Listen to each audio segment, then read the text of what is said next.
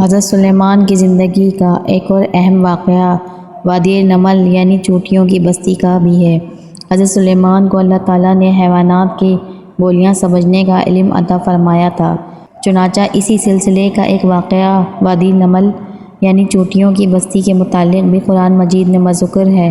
یہ واقعہ کچھ اس طرح ہے۔ ایک مرتبہ حضرت سلیمان جن اور انس اور حیوانات کے عظیم الشان لشکر کے جلوس میں کسی جگہ تشریف لے جا رہے تھے۔ لشکر کی کثرت کے باوجود کسی طبقے کے افراد کی بھی یہ مجال نہ تھی وہ اپنے درجہ اور مرتبہ کے خلاف آگے پیچھے ہونے کی بے تربیتی کا مرتکب ہو سکے۔ سب فرما بردار لشکریوں کی طرح حضرت سلیمان کی ہیبت سے اپنے اپنے قرینے سے فوج در فوج چل رہے تھے کہ لشکر چلتے چلتے ایک ایسی وادی میں پہنچا جہاں چونٹیاں بے شمار تھیں اور پورے وادی ان کا مسکن بنی ہوئی تھی۔ چونٹیوں کے بادشاہ نے لشکر کے اس کثیر نبوہ کو دیکھ کر چونٹیوں سے کہا، تم فوراً اپنے اپنے بلوں میں گھس جاؤ۔ سلیمان اور سلیمان کے لشکر کو کیا معلوم تم اس کثرت کے ساتھ وادی کی زمین میں رینگ رہی ہو، نامعلوم ان کے گھوڑوں اور پیادوں کے نیچے تم میں سے کتنی تعداد بے خبری میں روندی جائے۔ حضرت سلیمان نے جب چونٹی کے بادشاہ کی یہ بات سنی تو انہیں ہنسی آ گئی۔ عاقلانہ حکم کی داد دینے لگے۔ اس واقعے کو قرآن مجید نے اس طرح بیان کیا ہے، بے شک ہم نے داؤد اور سلیمان کو علم بخشا اور ان دونوں نے کہا، تعریف ہے اللہ کے لیے جس نے ہم کو اپنے بہت سے مومن بندوں پر فضیلت دی۔ اور داؤد کا وارث سلیمان ہوا اور اس نے کہا، اے لوگوں، ہم کو پرندوں کی بولیوں کا علم دیا گیا ہے اور ہمارے لیے ہر شے مہیا کر دی گئی ہے، بے شک یہ اللہ کا کھلا ہوا فضل ہے۔ اور جمع ہوئے حضرت سلیمان کے لشکر کے لیے جن اور انسان اور پرندوں، اور وہ درجے بدرجے قرینے کے ساتھ آگے پیچھے چل رہے تھے کہ حتیٰ کہ وہ وادی نمل میں پہنچے تو ایک چونٹی نے کہا، اے چونٹیوں، اپنے اپنے گھروں میں گھس جاؤ، ایسا نہ ہو کہ بے خبری میں سلیمان اور اس کے لشکر تم کو پیس ڈالے۔ چونٹی کی یہ بات سن کر سلیمان ہنس پڑے اور کہنے لگے، اے پروردگار، مجھ کو یہ توفیق دے کہ میں تیرا شکر ادا کروں جو تو نے مجھ پر اور میرے والدین پر انعام کیا، اور یہ کہ میں نیک عمل کروں جو تجھ کو پسند آئے، اور مجھ کو اپنی رحمت سے اپنے نیک بندوں میں داخل کر۔ اس واقعے سے ہمیں معلوم ہوتا ہے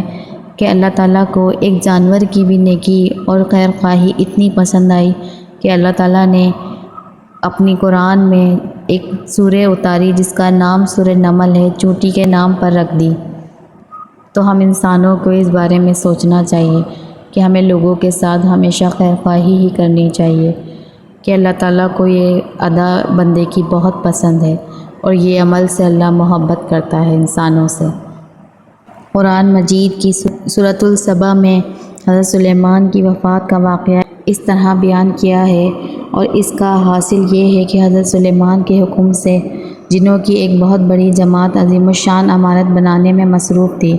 کہ حضرت سلیمان کو ان کی موت کی خبر نہ ہوئی۔ حضرت سلیمان کو پیغام اجل آن پہنچا مگر جنوں کو ان کی موت کی خبر نہ ہوئی، اور وہ اپنی خدمات میں مصروف رہے، اور عرصے کے بعد جب دیمک نے لاٹھی کو چاٹ کر اس توازن کو خراب کر دیا جس کی وجہ سے حضرت سلیمان لاٹھی سے ٹیک لگائے کھڑے نظر آتے تھے، وہ گر گئے، تب جنوں کو علم ہوا حضرت سلیمان علیہ السلام کا عرصہ ہوا انتقال ہو گیا تھا، مگر افسوس ہم معلوم نہ کر سکے۔ کاش ہم علم غیب رکھتے تو عرصہ تک اس محنت و مشقت میں نہ پڑے رہتے جس میں حضرت سلیمان کے خوف میں پڑے رہے۔ چنانچہ اس سلسلے میں قرآن مجید نے فرمایا،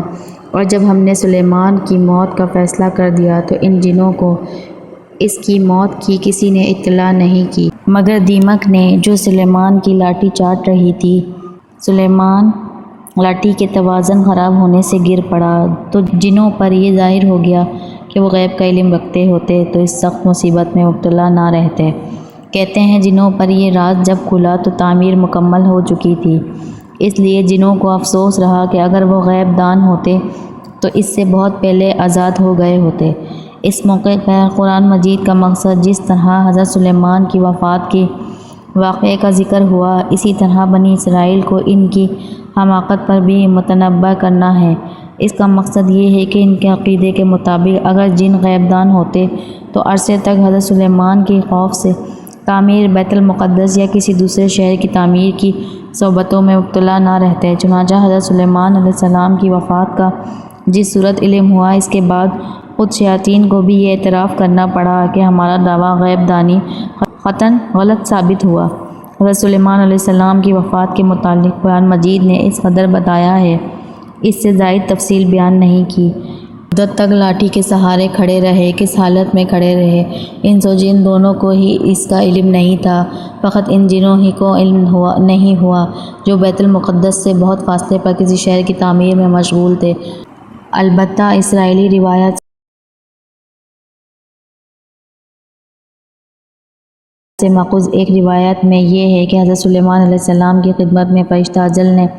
حاضر ہو کر یہ پیغام سنایا کہ ان کی موت میں چند ساعتیں باقی ہیں، تو انہوں نے یہ سوچ کر کہیں جن تعمیر کو ناقص نہ چھوڑ دیں، فوراً جنوں سے الگ ایک حجرہ بنایا اور اس میں دروازہ نہیں رکھا، اور خود اس کے اندر بند اور لاٹھی کے سہارے کھڑے ہو کر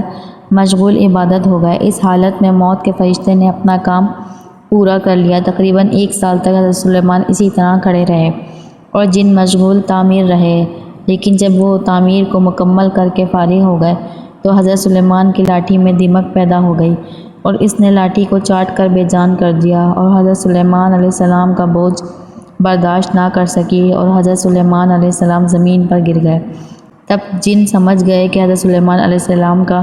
عرصہ ہوا انتقال ہو گیا ہے اور اپنی نادانی پر افسوس کرنے لگے۔ غرض یہ کہ اسی قسم کی روایات میں جو اسرائیلیت سے نقل ہو کر مسلمانوں کے ہاں بھی پہنچی ہیں، توریت میں حضرت سلیمان کے متعلق آتا ہے کہ بنی اسرائیل پر 40 برس تک حکومت کی۔ حضرت سلیمان کی وفات کے بعد ان کے بیٹے رجام کی نااہلی کے باعث بنی اسرائیل کی سلطنت کے 2 ٹکڑے ہو گئے تھے۔ ایک حصہ بیت المقدس اور جنوبی فلسطین پر مشتمل تھا اور یہ حصہ آل داؤد کے قبضے میں رہا، اور دوسرا حصہ جو شمالی فلسطین پر مشتمل تھا، اس میں ایک مستقل ریاست اسرائیل کے نام سے قائم ہو گئی اور بعد میں سامر یہ شہر اس کا صدر مقام بنا۔